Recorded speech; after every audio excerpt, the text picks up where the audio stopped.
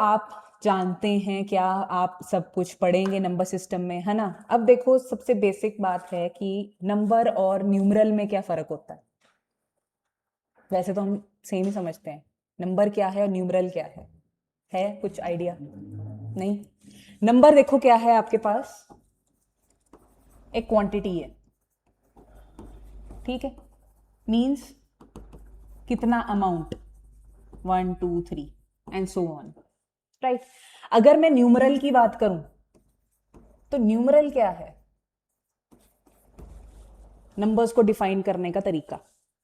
अब अगर मैं हिंदू अरेबिक सिस्टम की बात करूं तो आप कैसे लिखते हैं वहां पे नंबर्स को, 0 1 2 3 4। अगर मैं रोमन न्यूमरल्स की बात करूं तो उसमें आप कैसे लिखते हैं, 1 2, और यहां पर ऐसे सो ऑन 5 6 ये।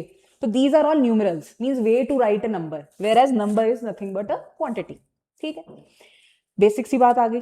अब इसके बाद आता है कि आप न्यूमरल को कैसे आगे डिफाइन करेंगे, नंबर को आप कैसे डिफाइन कर सकते हैं न्यूमरल। न्यूमरल मींस कि अगर मैं लिख दूं यहां 2 3 4 5 6 7, तो ये क्या बन गया आपका, एक टाइप का न्यूमरल ही है ये, हमने इसको इस वे में लिखा है, ठीक है। अब यहां पर हमें क्या चीज देखनी है, units place, tens place, hundreds place, वो मैटर करता है बहुत ज्यादा, है ना। क्योंकि बेसिकली आपका जो यूपीएससी या एचएएस में देखा गया है तो वो ये बोलते हैं, आपको नंबर दे दिया जाता है रेज टू पावर समथिंग, और आपको बोल दिया जाएगा कि अच्छा ये बताओ कि अब यूनिट डिजिट्स पे कौन सा नंबर आ जाएगा, ठीक है। तो अब हम देखेंगे यहां पर, चलो यही नंबर ले लिया मैंने 2 3 4 5 6 7, थोड़ा सा इलेबोरेट करके लिख दिया मैंने इसको, 2 3 4 5 6 एंड 7, ठीक है।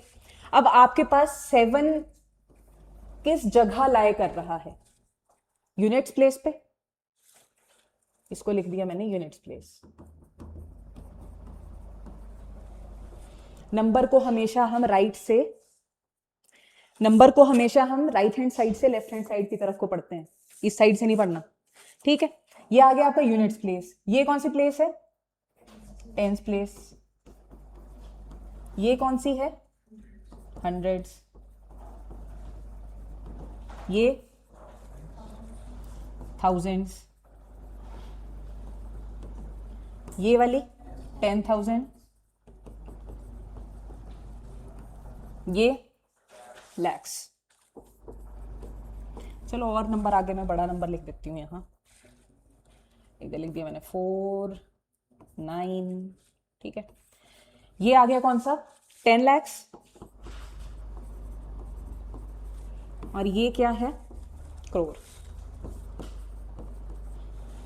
तो अब बेसिक हमें क्या चीज समझनी है, ये आ गया आपका यूनिट्स प्लेस। अब इसको हम कैसे डिफाइन करते हैं, 10 की रेशो में, सॉरी 10 की पावर में, ठीक है। तो यूनिट्स प्लेस जो है आपका, उसको हम कैसे डिफाइन करेंगे, 10 रेज टू पावर 0 प्लेस पे लाई कर रहा है, and anything raise to power 0 is what, 1 1 not 0, anything raise to power 0 is 1। 100 raise to power 0, 9 raise to power 0, सब 1 होगा, ठीक है। तो मतलब ये किस जगह लाई कर रहा है, 10 रेज टू पावर 0 पे। अगला 10 रेज टू पावर 1 पे। अगला 3 4 5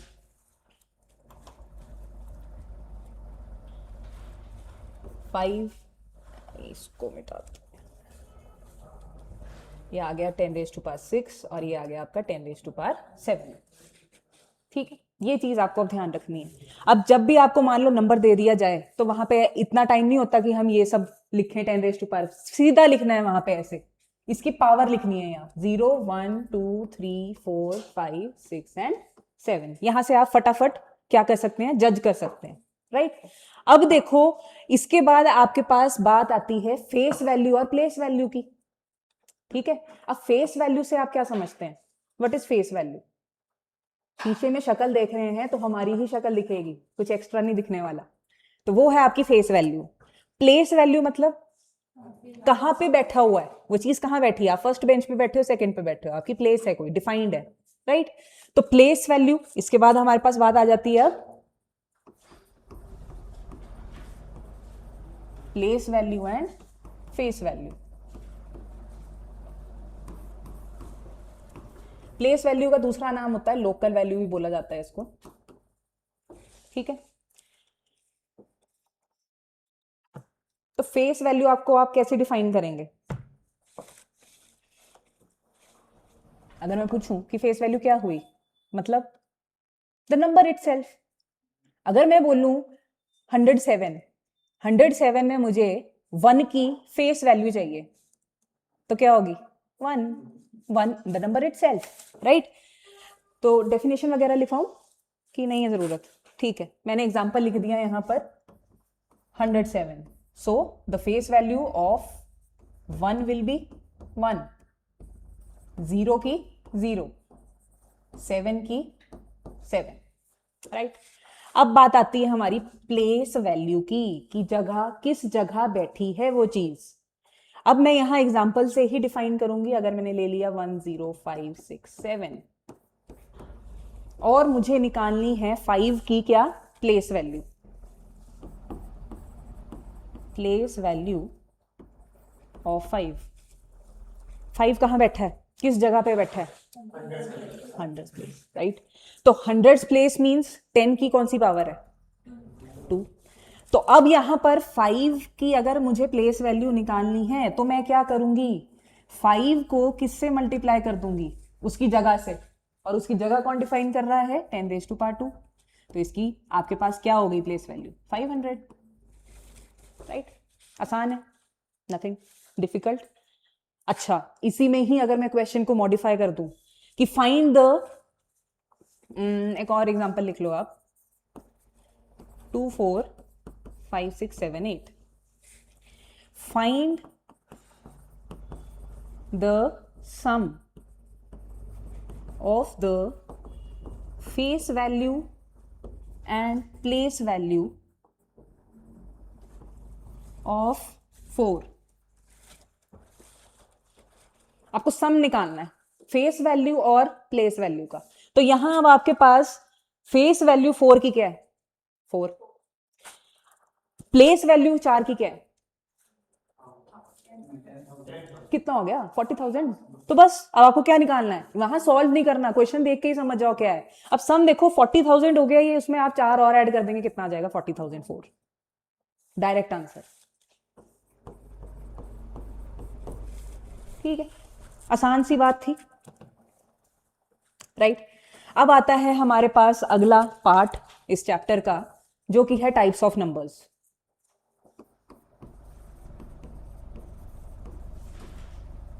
देखो बेसिक से तो शुरू करना ही पड़ेगा, नो डाउट आपको आता है ये सब, बेसिक से ही हम हार्ड लेवल पे जाते हैं, ठीक है? अब आए आपके टाइप्स ऑफ नंबर्स। पता ही होंगे आपको कौन कौन से टाइप के नंबर्स होते हैं। रियल नंबर्स और, अच्छा आप सारे आर्ट्स बैकग्राउंड से हैं या साइंस बैकग्राउंड से हैं?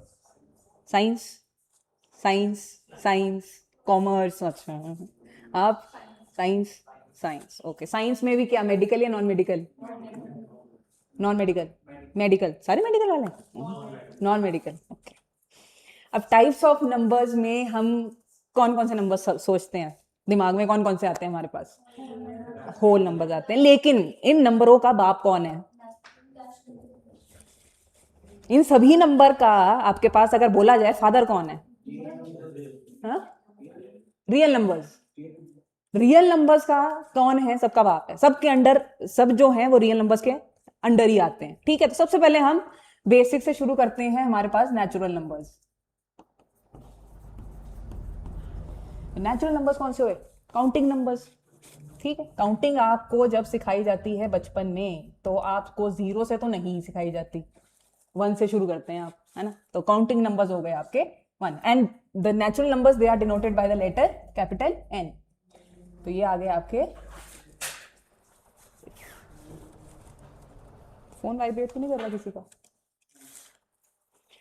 ठीक है, तो n is equal to 1 2 3 and so on. ये आ गए आपके नेचुरल नंबर्स, तो नॉर्मल काउंटिंग नंबर्स, राइट? अब नेचुरल नंबर्स, इसमें आपके पास प्रॉपर्टीज क्या आ गई कि नेचुरल नंबर्स सारे के सारे क्या होते हैं? पॉजिटिव होते हैं, ठीक है? 0 आपके पास क्या है? नेचुरल नंबर है या नहीं है? नहीं है, ठीक है? तो इट मींस आपका यहां पर स्मॉलेस्ट नेचुरल नंबर कौन सा हुआ? 1।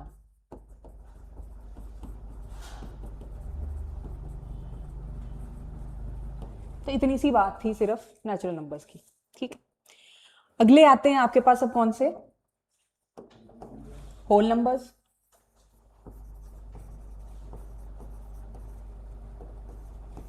अब होल नंबर नाम से ही पता लग रहा है, होल मतलब सारे इकट्ठे हो गए, क्या ऐड कर दिया, बस एक जीरो ऐड कर दिया। तो यहाँ पर हम होल नंबर्स लिख रहे हैं, ठीक है, तो उसको हमने W से डिनोट कर दिया, 0 1 2 3 एंड सो ऑन। ये आ गए आपके होल नंबर्स, ठीक है। तो यहाँ पर आप क्या बोलेंगे, आपके पास स्मॉलेस्ट होल नंबर कौन सा हुआ यहाँ, 0, ठीक है। और होल नंबर्स भी कौन से होते हैं, नॉन नेगेटिव इंटीजर्स भी कहा जाता है इनको, ठीक है। अगले आ जाते हैं आपके पास अब कौन से, इंटीजर्स।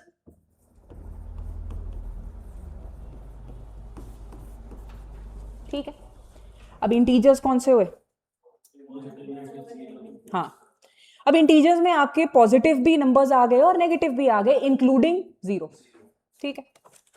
मैं डायरेक्टली इसको यहीं से डिफाइन कर दूंगी नंबर लाइन के थ्रू।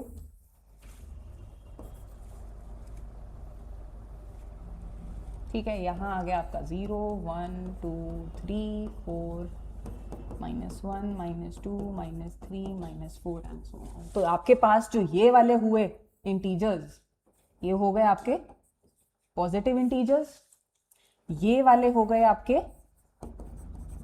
Negative integers. 0 कोई भी पॉजिटिव नेगेटिव में नहीं आता, तो हम उसे सिर्फ एक इंटीजर ही मानते हैं, ठीक है। सिंपल सी बात है, आसान सी भाषा, ठीक है। अगला मूव ऑन करें, अगले नंबर्स कौन से आते हैं अब, even numbers, even and odd. तो इवन नंबर्स कौन से हैं, वो वाले नंबर्स जो 2 से डिविजिबल होंगे, ठीक है, divisible by 2 and not yes and not divisible by 2, ठीक है। तो इवन नंबर्स कौन कौन से हुए आपके, 2 4 और एंड सो ऑन। यहां पर कौन कौन से हुए आपके, 1 3 5 एंड सो ऑन, ठीक है। आसान सी भाषा है यहां पर। अब देखो, वैसे तो हम ये सब डिफाइन करते हैं, लेकिन अगर मैं यूनिट डिजिट की बात करूं, तो अगर वहां पे आपका 0 भी लाए कर रहा है, तो वो भी किस में आएगा, इवन नंबर में ही आएगा। 100 क्या है, इवन नंबर है, ठीक है, बस ये है फर्क। अगले आते हैं हमारे पास अब प्राइम नंबर्स।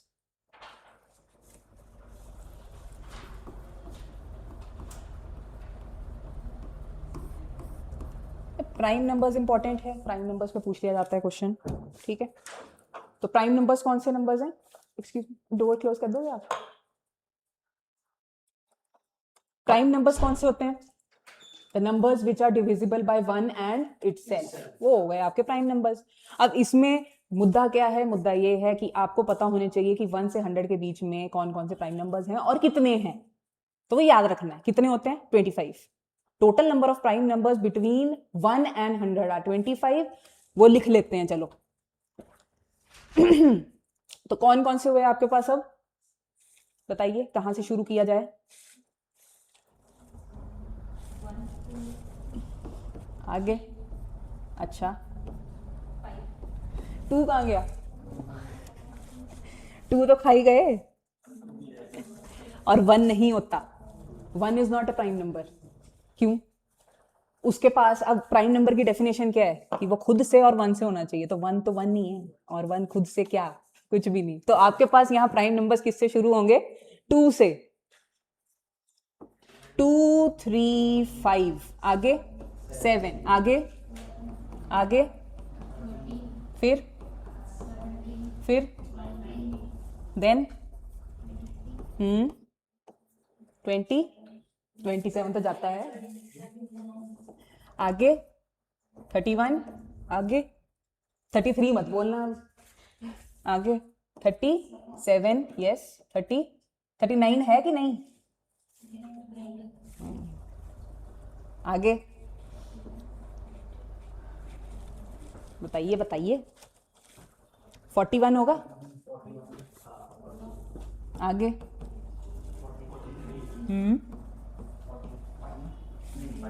कौन था ये आगे 47, 49, 49, 51, कैसे किससे जाएगा? गुड, वो कंफ्यूज करने के लिए मुझे देना पड़ रहा है ना, ये सब करना पड़ रहा है। 47 के बाद आगे 51 होगा? सोचो जरा। हाँ नहीं होगा, आगे 53, यस। 53 के बाद 55 होगा? 57 होगा? 59 होगा? यस। आगे देखो, काउंट करते जाओ, 25 होने चाहिए टोटल। ठीक है, आगे 61, 63, 65, 67, 65 होगा? 67, 69, 71 होगा? आगे ये मैं इसलिए करवा रही हूँ, थोड़ा ना दिमाग चलने लगता है इससे। आगे अब 77 मत बोल देना। 79, आगे 81 नहीं है, 83, 87, इसके बाद 97 ही आता डायरेक्ट। काउंट करो, हो गए 25 या कोई रह गया? 1 2 3 4 5 6 7 8 9 10 11 12 13 14 15 16 17 18 19 20 21 22 23 24 25 हो गया कुछ रिफ्रेश। ठीक है, तो इसमें अब हमने क्या देखा कि 2 is the only even prime number, बाकी कोई भी इवन नंबर आपका प्राइम नंबर नहीं होगा। ठीक है, तो ये छोटे छोटे से पॉइंट्स लिख लो आप। 2 is the only even prime number and the prime number is always greater than 1.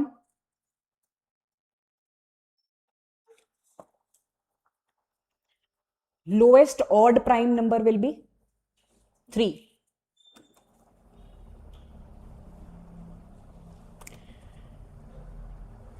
आपने लिख रहे? अच्छा, ओके। लास्ट पॉइंट है आपका, क्या बताया था मैंने? प्राइम नंबर, हाँ, the lowest odd prime number is 3 and every prime number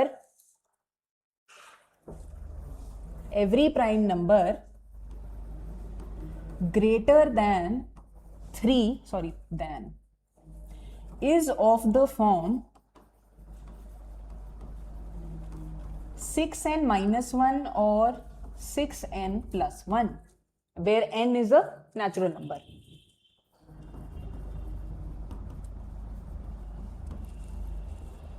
कैसे? अगर मैं n की जगह 1 पुट करूं, कितना आया? 6 1 6 minus 1 5 प्राइम नंबर, प्लस भी करूं 7 प्राइम नंबर, अगर 10 भी डाल लूं 60 minus 1 59 prime number, 61 prime number. तो जो भी आपके प्राइम नंबर ग्रेटर देन 3 हैं, they are all the form of 6n minus 1 और 6n plus 1। ठीक है, डायरेक्ट क्वेश्चन और देख लो यहां से कि अगर मैं बोलूं कि 1 और 50 के बीच में आपके कितने टोटल प्राइम नंबर्स हुए? 15। वेयर एज 50 से 100 के बीच में कितने प्राइम नंबर्स हो गए? 10। ठीक है, बेसिक सा याद रखना है। चलो अगला है आपके पास अब composite numbers.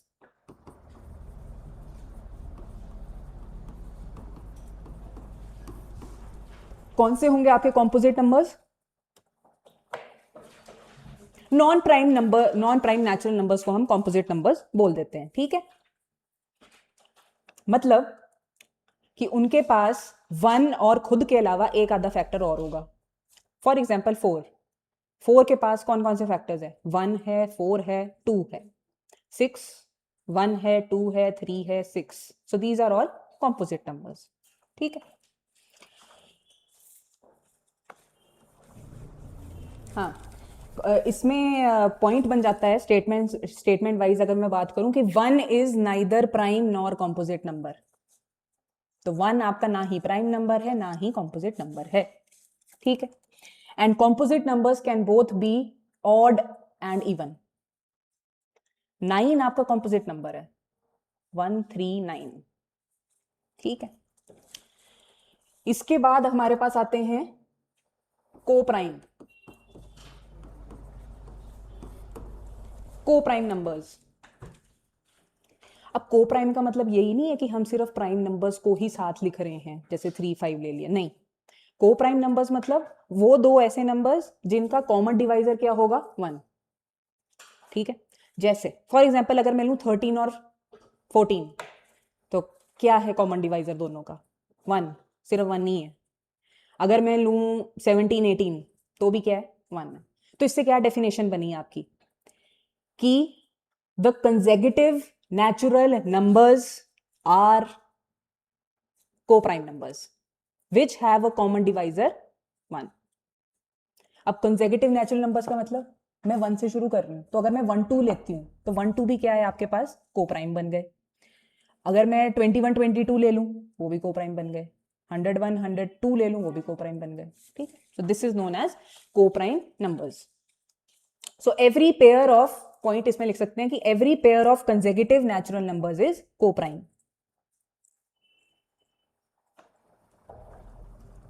Every pair of consecutive natural numbers is coprime and coprime numbers may और may not be prime numbers.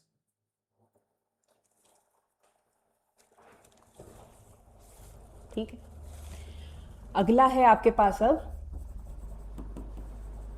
Rational numbers.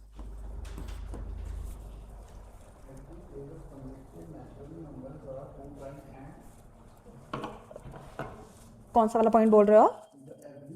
Every pair of consecutive natural numbers is coprime, और अगला पॉइंट है आपका कोप्राइम नंबर्स मे और may not be prime.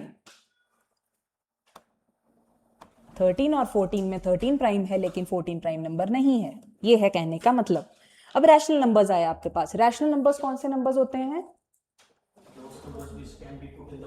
p by q, yes, ठीक है। The numbers which can be put in the form of p by q where p and q are natural numbers and condition is कि q is not equal to 0, basic. तो जो भी आप division की form में लिख सकते हैं, 7 by 9 लिख दिया, 11 by 2 लिख दिया, या फिर 3 by 15 लिख दिया, these all are what, rational numbers. ठीक है, आसान सी बात है। अगले आते हैं आपके पास अब कौन से, इर्रेशनल। इर्रेशनल मतलब जो p by q की फॉर्म में नहीं लिखे जा सकते। ठीक है, फॉर एग्जाम्पल √2, √5, पाए। आप बोल सकते हैं कि पाए की वैल्यू हम लेते हैं 22/7, तो वो तो होना चाहिए रैशनल, पर नहीं, 22/7 उसकी एक्चुअल वैल्यू नहीं है, वो हमने एक अप्रोक्सीमेशन ले ली कि हाँ जी हम ये पुट करके सॉल्व करेंगे इक्वेशंस, तो पाए it comes under irrational, right. और √2 आपको पता है, ठीक है, तो ये आपके सारे क्या हो गए, आपके इर्रेशनल नंबर्स। ठीक है, एक पॉइंट इसमें लिख लो कि non periodic infinite decimal fractions, non-periodic infinite decimal fractions are called irrational numbers. non-periodic से आप समझ गए, जो अपने आप को रिपीट नहीं कर रहे हैं, और decimal fractions होंगी, ठीक है, उनको भी आप irrational numbers कह सकते हैं। चलो अगला है आपके पास कौन से, real numbers, means consisting all the above defined numbers, सारे के सारे इसके अंदर लाए करते हैं। या फिर आप लिख सकते हैं rational plus irrational numbers are called real numbers. ठीक है, इसके अंदर आपके सारे आ जाते हैं, 5/9, π√2, 1 2 3 एंड सो ऑन। तो ये आ गए आपके रियल नंबर्स। इसके बाद है कॉम्प्लेक्स नंबर्स। थोड़ा सा एक्स्ट्रा बता रही हूं, कॉम्प्लेक्स नंबर्स आपको पता है कौन से होंगे, जिसमें आपके पास इमेजिनरी नंबर्स भी आ जाते हैं। ठीक है, तो वो आते हैं आपके कॉम्प्लेक्स नंबर्स। ठीक है, और कॉम्प्लेक्स नंबर्स के अंडर ही आपके रियल नंबर्स भी आते हैं, तो मीन्स कि सबका बाप कौन हुआ, कॉम्प्लेक्स नंबर्स हुए। ठीक है, तो complex numbers they contain real as well as imaginary numbers.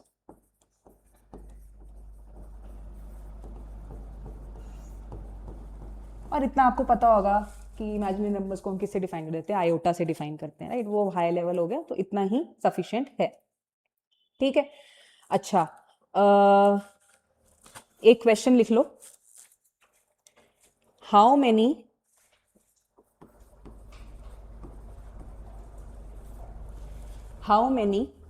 Pairs of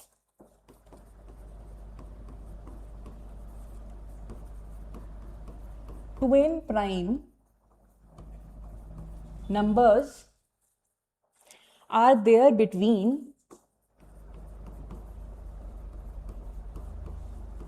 1 and 100। अब ट्विन प्राइम है, को प्राइम नहीं है, ये ध्यान रखना। ट्विन प्राइम का मतलब कि वही दो नंबर ले रहे हैं हम जो प्राइम हैं। को प्राइम तो है कि दे मे और मे नॉट बी प्राइम। तो कितने होंगे पेयर्स, अब ऐसे आपको देखना पड़ेगा। ठीक है, टोटल कितने थे आपके पास, 25 थे। अब आप देखो उनमें से कितने कैसे कैसे आपके पास पेयर बन सकते हैं। एक तो पेयर आपका बन जाएगा कौन सा, 3 5 का, फिर 5 7, फिर 11 13। हाँ जी, हाँ यस, कंसेक्यूटिव बेसिस पे ले लो आप। ठीक है, बेसिकली जो आपके पास कंसेक्यूटिवली आप ले रहे हैं ना, तो इन दोनों के बीच का जो डिफरेंस है ना वो 2 होना चाहिए, तभी उसका नाम ट्विन प्राइम है। ठीक है, तो इन दोनों के बीच का डिफरेंस कितना हुआ, 2 हुआ, उसका भी 2 हुआ। अगला अगला कौन सा आ जाएगा, 11 एंड 13 हो गया, फिर 17 19 हो गया। अच्छा 17, हाँ 17 और 19।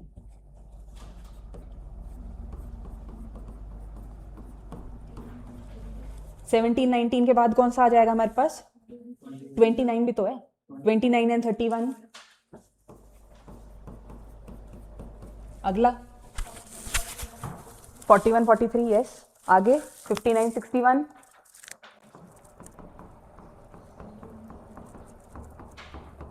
और बचा कोई, 71 एंड 73, यस। तो कितने बन गए आपके पास पेयर्स, 8 पेयर्स बन गए।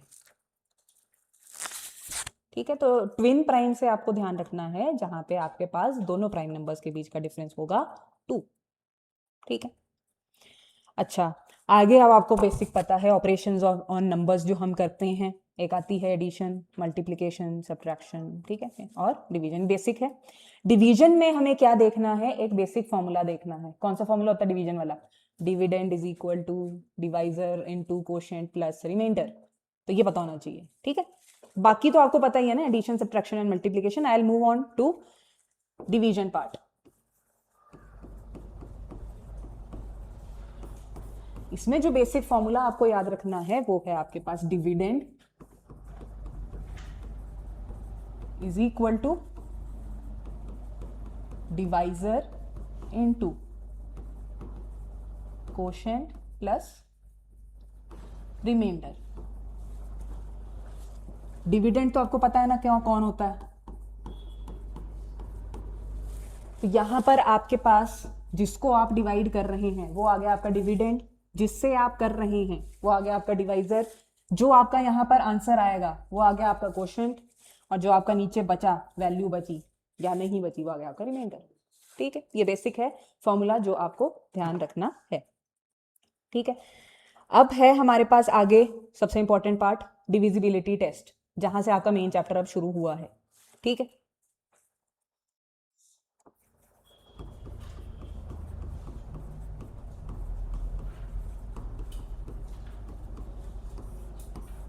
सबसे पहले हम बात करेंगे divisibility bye 2।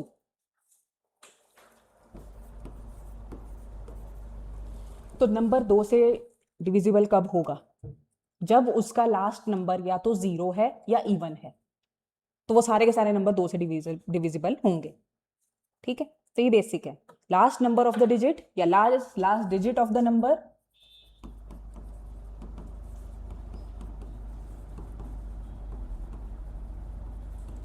is 0 or even, then it is divisible by 2.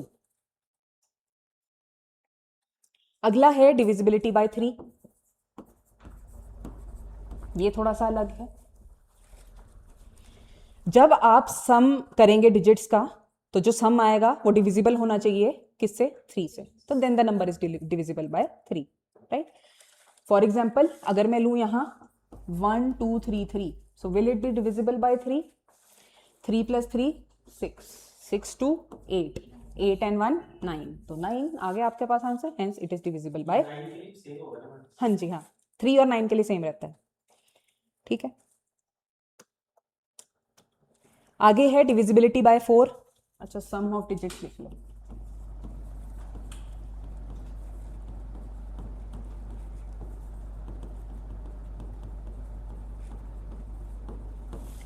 आगे आगे आपका बाय 4. 4 के लिए क्या आएगा? 2 के लिए तो हम सिर्फ लास्ट डिजिट देख रहे थे, लेकिन यहाँ लास्ट 2 डिजिट्स देखेंगे हम. लास्ट 2 डिजिट्स अगर आपके 4 से डिविजिबल हो रहे हैं तो number is divisible by 4. Last 2 digits of the number.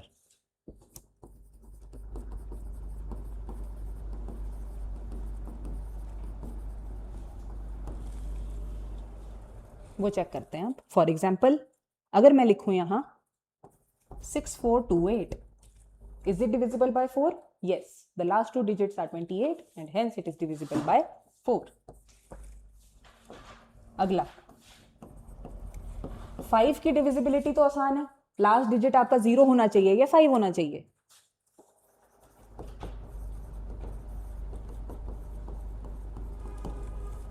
तो hence it is divisible by 5. by 6,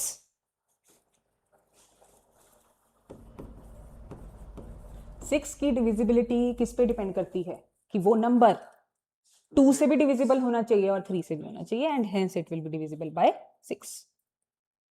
ठीक है. Number is divisible by both 2 and 3. 2 and 3 या 2 और 3 नहीं है, दोनों से होना चाहिए. ठीक है. एग्जाम्पल दूं. For example 1440,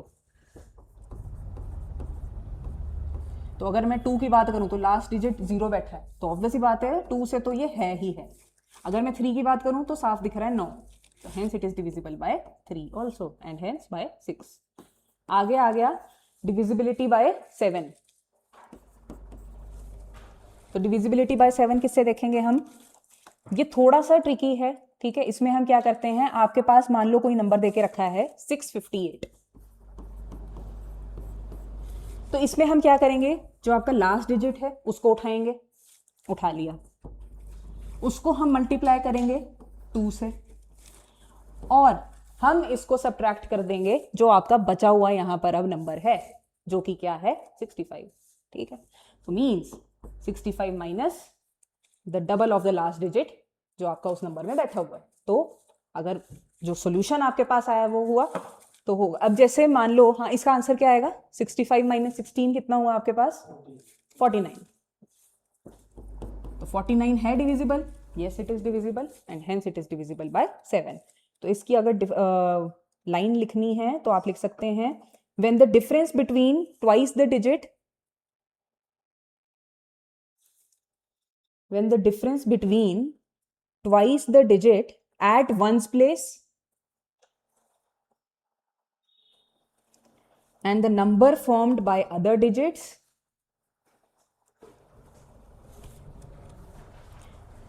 when the difference between twice the digit at ones place and the number formed by other digits is either 0 or a multiple of 7. तो डिफरेंस अगर आपका 0 निकलता है तो भी, और अगर आपका जो डिफरेंस निकलता है वो 7 का मल्टीपल है तो भी. ठीक है. अच्छा, एक और एग्जांपल देख लेते हैं अब. 4781 करके देखिए. लास्ट डिजिट कौन सा है यहां पर? 1. उसका आप क्या करेंगे? डबल कर देंगे और 478 से उसको आप माइनस करेंगे, कितना आएगा? 476 आ गया। अब देखो 476 भी आ गया, इसको भी रिड्यूस कर दो आगे, ठीक है। अब इसको नहीं डिवाइड करने लगेंगे तो क्या आ जाएगा आपका 47 माइनस 12, कितना आ गया? 35। 35 इज डिविजिबल बाय 7। तो ये करते जाना है जहां तक आपका दिखेगा नहीं डायरेक्टली, है ना, वहां तक आपने करते जाना है। आगे है आपका डिविजिबिलिटी बाय 8। देखो 2 में हम क्या देखा था लास्ट डिजिट पे? हाँ जी, हाँ जी, हाँ जी। 6 का है आपका कि ये जो आपका जो नंबर है वो 2 और 3 दोनों से डिविजिबल होना चाहिए। अगर मान लो ये सिर्फ 2 से हो रहा है लेकिन 3 से नहीं हो रहा है, so it is not divisible by 6। तो दोनों की कंडीशन सेटिस्फाई होनी चाहिए यहां पर, ठीक है। हाँ, तो 8 के लिए हम क्या देख रहे थे? 2 के लिए हमने लास्ट प्लेस पे देखा कि 0 या इवन नंबर है। 4 के लिए हमने देखा कि लास्ट 2 डिजिट्स जो हैं वो डिविजिबल हैं। 8 के लिए लास्ट 3 देखेंगे, ठीक है। So last 3 digits of a number is divisible by 8, then the number is also divisible by 8.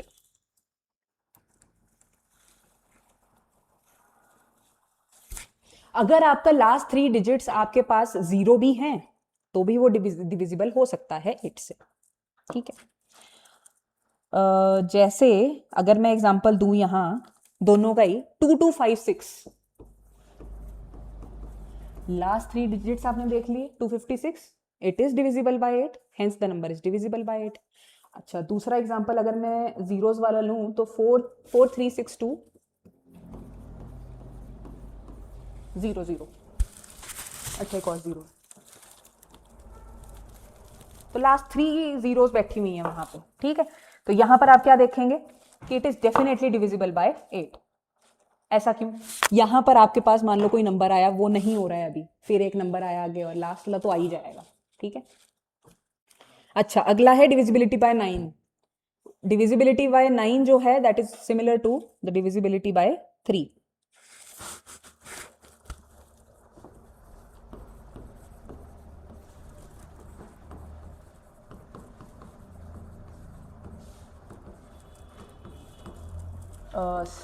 Similar to 3। अगला आता है आपका डिविजिबिलिटी बाय 11। 10 के लिए तो करवाने की जरूरत नहीं है, 10 का तो वही है, लास्ट में 0 बैठा है तो 10 से होगा ही होगा। 11 का इंटरेस्टिंग है। अब 11 का कैसे देखेंगे हम कि हम देखेंगे द सम ऑफ जो आपके ऑड डिजिट्स, ऑड जगह पे जो आपके डिजिट्स बैठे हैं उनका आप सम लेंगे, फिर आपके जो इवन प्लेसेस पे आपके जो डिजिट्स बैठे हैं उनका सम लेंगे, फिर आप देखेंगे जी उसका डिफरेंस आपके पास 0 आ रहा है कि नहीं आ रहा है। अगर 0 आ रहा है डिविजिबल है, अगर मान लो 11 भी आ रहा है तो भी वो क्या है? डिविजिबल है, ठीक है। तो ये लिख लो, when the sum of digits,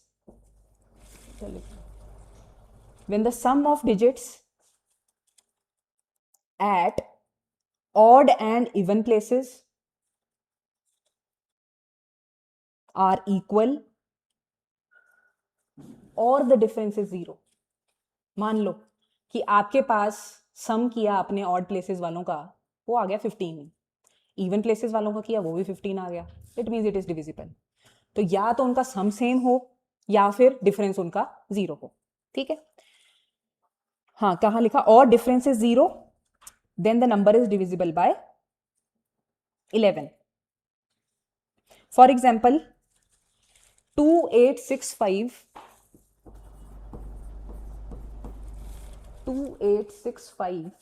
423,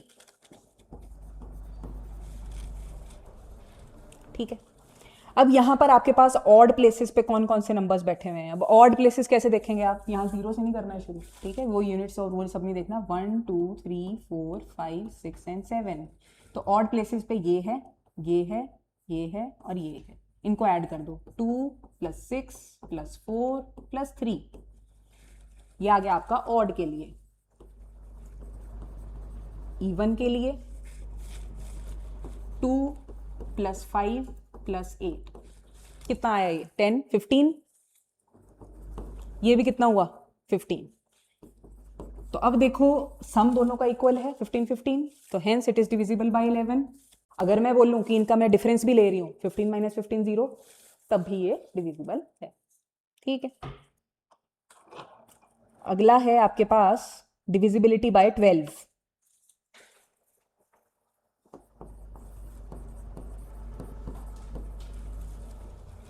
12 के लिए कौन कौन से होने चाहिए नंबर? वो 4 से भी डिविजिबल होने चाहिए और 3 से भी होने चाहिए। 4 3 12, राइट? तो वो 4 से भी होने चाहिए और 3 से भी, then it is divisible by 12। ये कुछ हैं जो करने पड़ेंगे अभी, ठीक है।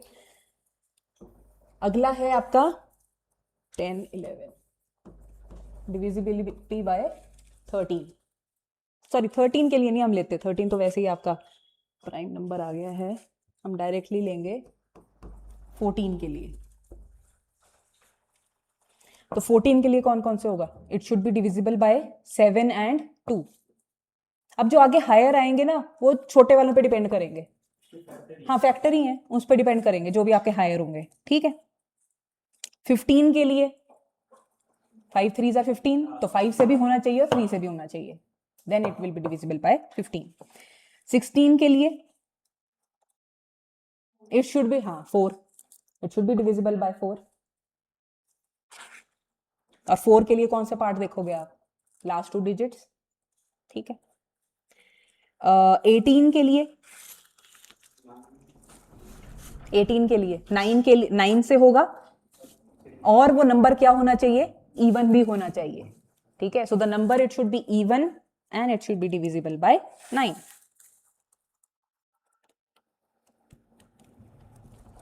जैसे फॉर एग्जांपल लिख लो 936198,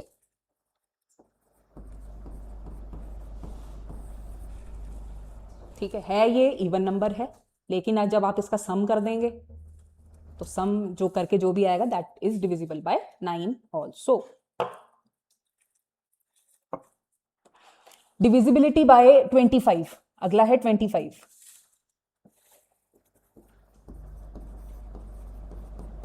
तो 25 के लिए क्या होना चाहिए? लास्ट 2 जो डिजिट्स हैं आपके वहां 0 होनी चाहिए, या फिर 25 दिख रहा है आपको तो 25 से डिविजिबल होगा।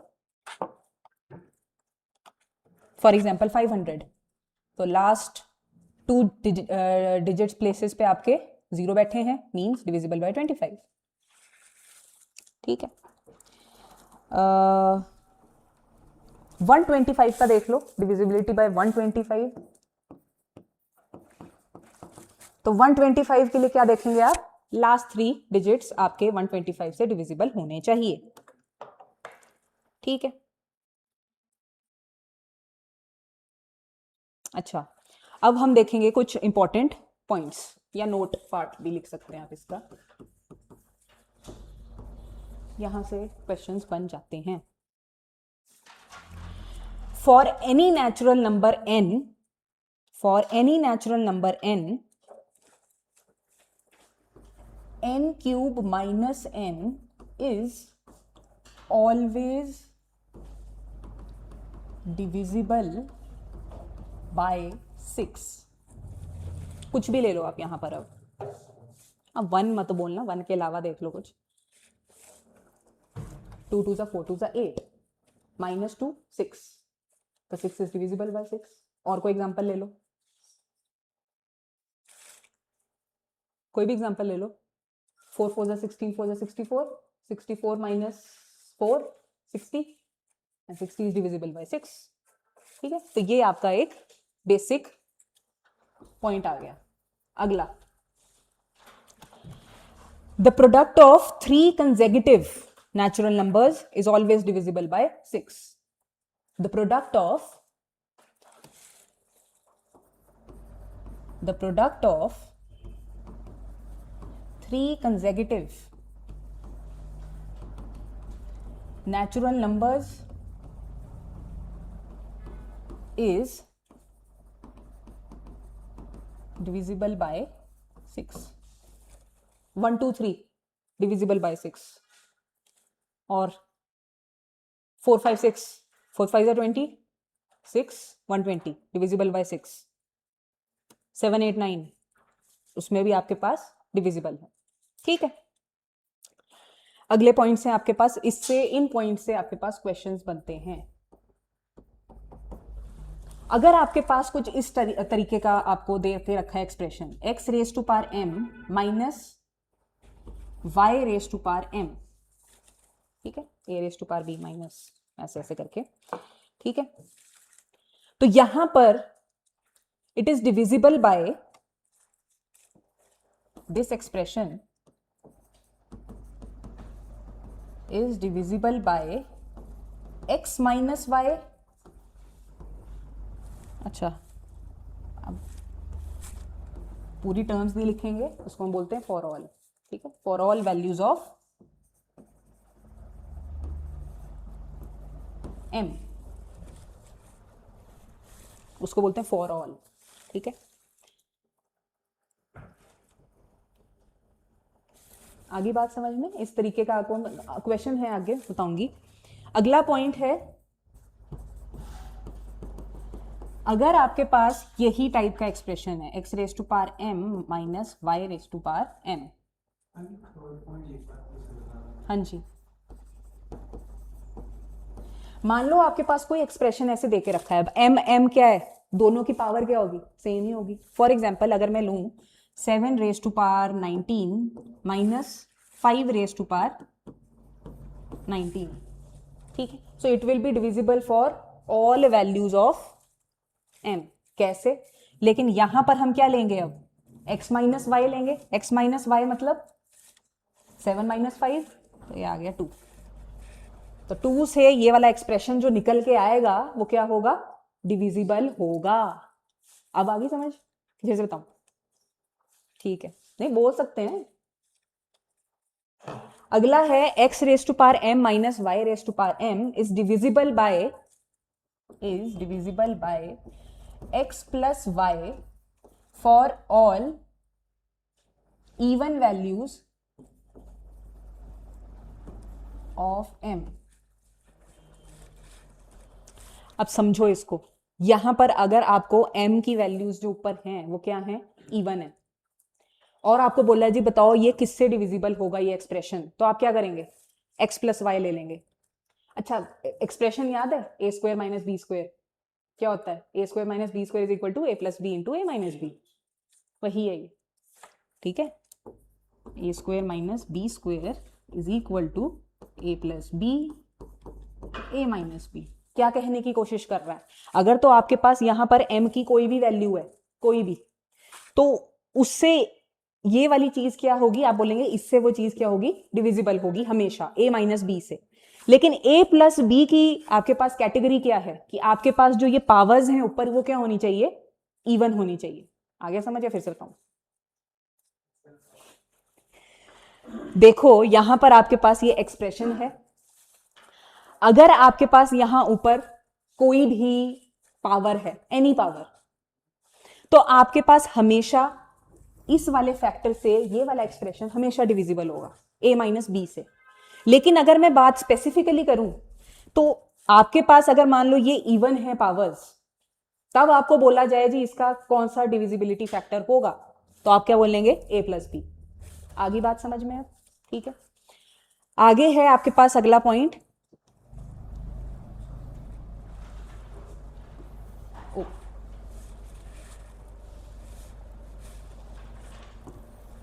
अगला पॉइंट है हमारे पास x raise to power m plus y raise to power m, बीच में आ गया प्लस, सब is divisible by x plus y for all odd values of m। हम करेंगे इस पे क्वेश्चंस, तब क्लैरिफाई हो जाएगा,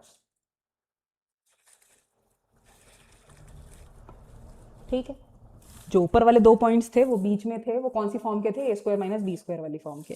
जो लास्ट में है उसमें आपके पास पॉजिटिव है, तो इसमें ऑड वैल्यूज के लिए हमेशा वो डिविजिबल होगा। चलो एक क्वेश्चन लिखते हैं अब।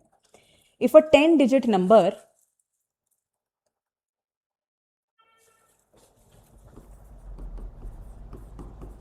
if a 10 digit number 1330 x 558y2 is divisible by 88.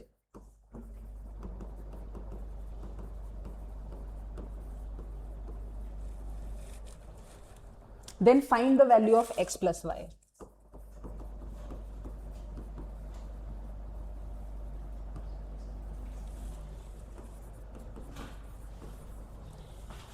अब देखो, आप बोलोगे 88 का तो हमने देखा ही नहीं, लेकिन 88 को आप अगर तोड़ें तो क्या बनेगा, 8 इंटू 11, तो 11 वाला करके देखो डिविजिबिलिटी पार्ट। 11 का क्या था, sum of odd places of the digits, and देखना है आपको।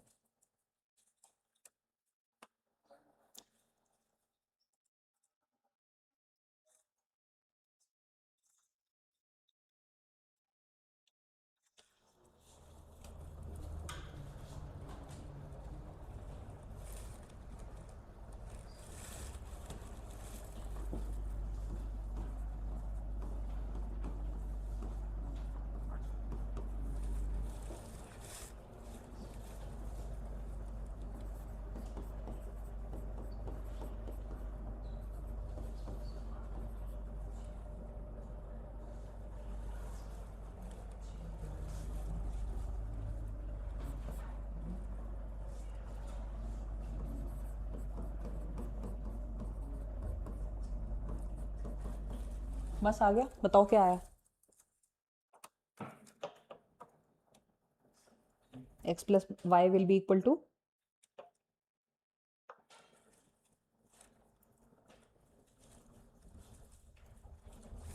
x plus y ही निकालना है। हाँ जी, 9, yes, good. x plus y की वैल्यू आ गई आपकी 9।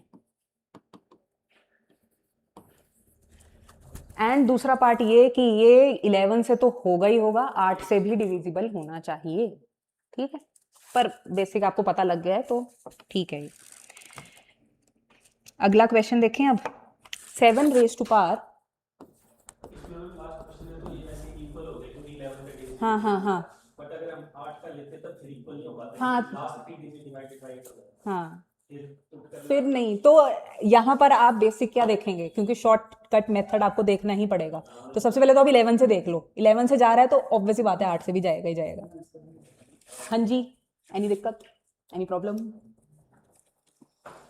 चलो अगला question. 7 raise to power 6n minus 6 raise to power 6n, where n is an integer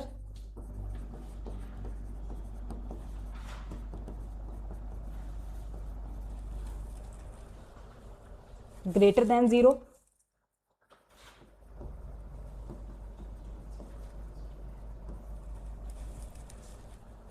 is divisible by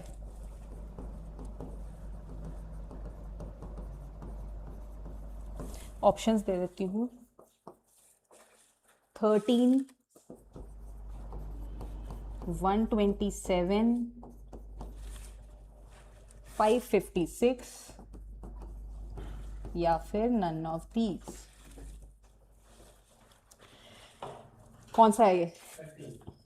13, देखते ही कर दिया, ठीक है। तो यहां पर देखो अब किस फॉर्म में है ये, x raise to power m minus y raise to power m वाली फॉर्म में है, और आपके पास ये क्या है, 6n है, और इंटीजर क्या लिखा है, इट इज ग्रेटर देन 0, ठीक है। तो आप क्या बोलेंगे अब यहां पर, थोड़े टाइम बाद आप बोलेंगे m इज इक्वल टू 6, ठीक है। तो यहां पर अब आप क्या बोलेंगे कि m is equal to 6n, तो ये क्या है, इवन है ये तो इवन के लिए हम कौन सा वाला पार्ट ले लेंगे, x प्लस वाई वाला। तो x प्लस वाई किया तो 7 प्लस 6 कितना हुआ, 13, डायरेक्ट आ गया, ठीक है। 6n it will be always even, तो हम ले लेंगे x plus y and 13 is the answer, ठीक है। तो खत्म करें आज के लिए, कैसा लगा?